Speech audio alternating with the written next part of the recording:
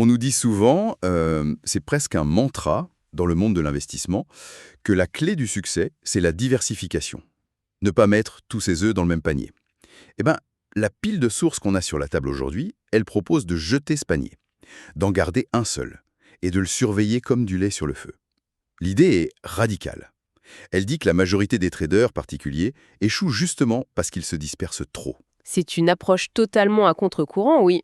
Dans un monde où on nous vante l'agilité, la capacité à sauter d'une opportunité à l'autre, ce guide nous dit « Stop, asseyez-vous, choisissez une seule chose et devenez-y obsessionnellement bon ».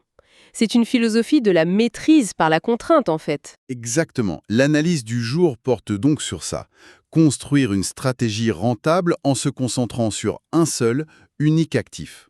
Et la source principale, c'est un guide très pratique qui prend l'exemple du DAX, l'indice boursier allemand. Notre mission, c'est donc de décortiquer cette philosophie. Est-ce que c'est vraiment la voie la plus rapide vers la rentabilité? Et surtout, comment on met ça en place concrètement? Ce qui est intéressant, c'est que le guide ne sépare pas la technique de la psychologie. Pour lui, la spécialisation, c'est la réponse aux deux problèmes. En réduisant le champ d'action, on réduit le bruit, la confusion, et donc le stress. C'est une solution intégrée qui vise autant à clarifier le graphique qu'à calmer l'esprit du trader. Alors, plongeons là-dedans. Le guide liste 4 avantages très directs. Le premier, c'est un apprentissage accéléré. Chaque actif a son propre rythme, sa personnalité, sa volatilité, sa façon de réagir aux annonces. Se focaliser sur un seul permettrait de l'apprendre beaucoup plus vite. C'est une idée séduisante, c'est vrai, mais on peut se poser la question du risque, non? Si cet unique actif entre dans une phase de stagnation pendant des mois ou s'il change de comportement, le trader spécialiste se retrouve complètement démuni, alors que le généraliste, lui, il peut juste se tourner vers un autre marché. C'est une objection tout à fait légitime. Et la réponse du guide est assez tranchée. Il ne s'adresse pas à un gestionnaire de fonds, mais au trader particulier. Pour lui, le risque principal, ce n'est pas que le marché change, c'est que le trader lui-même craque sous la pression. Et ça nous amène au deuxième avantage, la réduction du stress. Un seul graphique à surveiller, un seul comportement analysé, c'est moins de charge mentale. Donc, de meilleures décisions. On passe d'une posture de jongleur qui essaie de garder 10 balles en l'air à celle d'un artisan concentré sur une seule pièce. C'est un changement de paradigme complet. Complètement. Le troisième point, il découle du premier, l'amélioration du timing. À force de voir les mêmes schémas, on commencerait à anticiper les mouvements plutôt qu'à simplement y réagir. Et enfin, le quatrième point est une affirmation assez brutale, presque une provocation. Je cite. Les spécialistes sont rentables, les généralistes sont nerveux, émotifs et perdants. Ah oui, c'est une formule choc, évidemment. On imagine bien qu'il y a des généralistes qui s'en sortent. Mais l'idée du guide, c'est que pour un particulier qui débute ou qui peine à être régulier, la généralisation est un piège. Et cette idée de personnalité de l'actif, elle est centrale. Le guide suggère de le traiter presque comme un adversaire au poker. On apprend à lire ses tells, ses bluffs, ses habitudes. Cette connaissance intime, c'est ça l'avantage que le généraliste n'aura jamais. Et pour apprendre à connaître cette personnalité, il faut d'abord bien la choisir. Le guide donne des critères très précis. D'abord, la liquidité. Il faut beaucoup de volume. Il cite des exemples comme le DAX, le NAS 100 ou même l'or.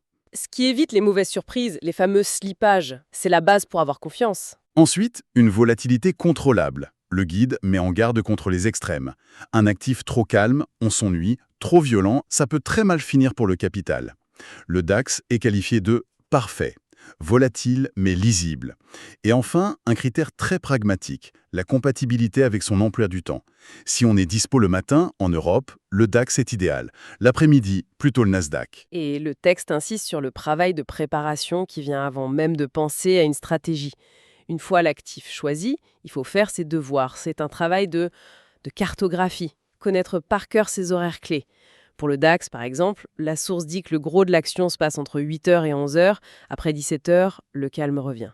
Sans ce travail, on navigue à l'aveugle. Et une fois ce partenaire choisi et étudié, il faut aussi se spécialiser dans le style. Le guide liste les options.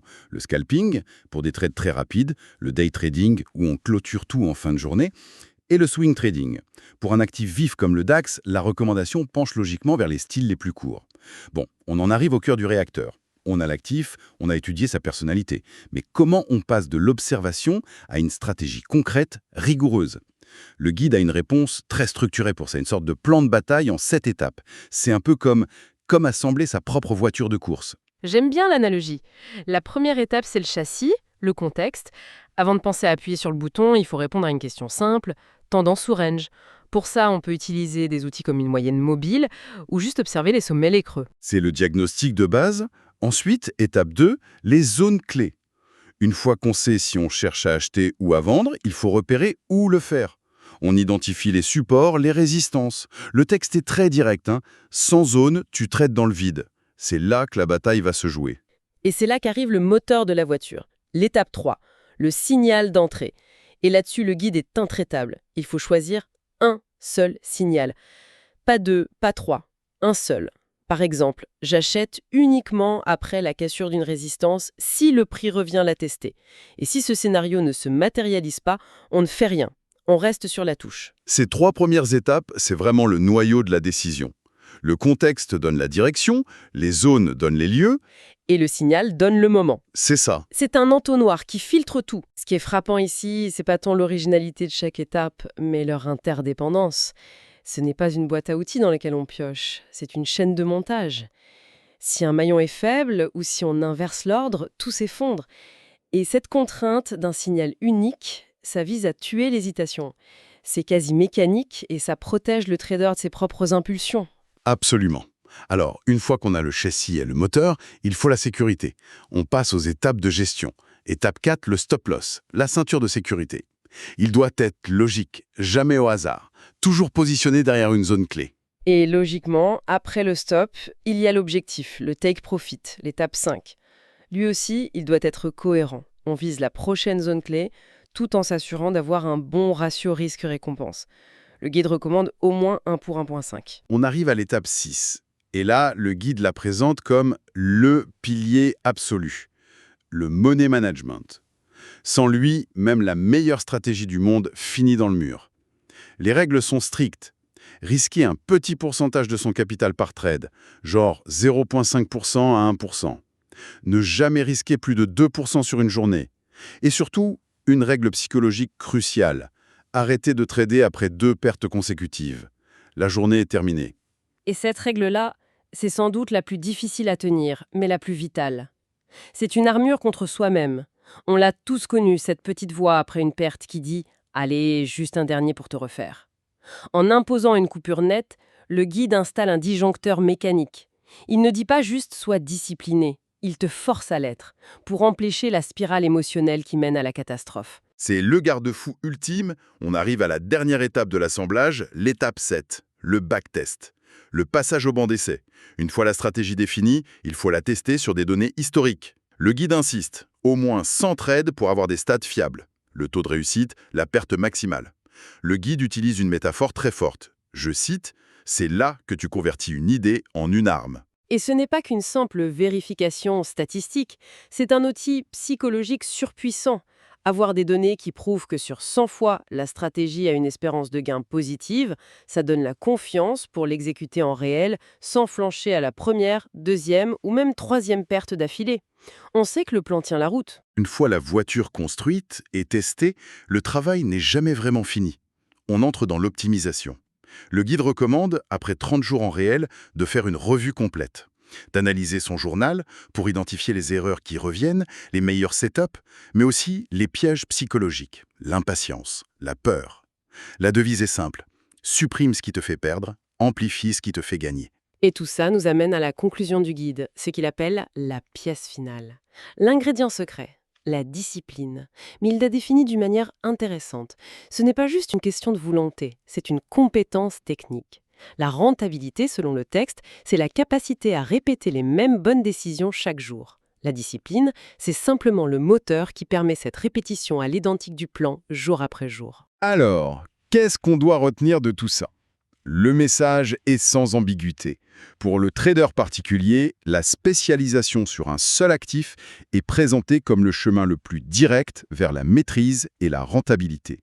Il s'agit de réduire le bruit, de se focaliser et d'appliquer un cadre rigoureux pour maîtriser le marché et, surtout, ses propres émotions. L'analogie finale du texte résume tout parfaitement. Un sniper ne vise qu'une seule cible. C'est une conclusion puissante et ça laisse, avec une dernière pensée, une question pour la réflexion. Ce guide, c'est une masterclass pour devenir un spécialiste extrême dans un domaine où la performance est quantifiée, immédiate. La question qu'on peut se poser, c'est est-ce que ce principe du sniper est universellement applicable dans un monde professionnel qui valorise de plus en plus la polyvalence, l'agilité? Quels sont les risques de cette hyper-focalisation? La source nous offre un modèle fascinant pour atteindre la maîtrise, mais elle laisse ouverte la question de savoir si le monde d'aujourd'hui récompense encore les snipers ou s'il préfère les couteaux suisses.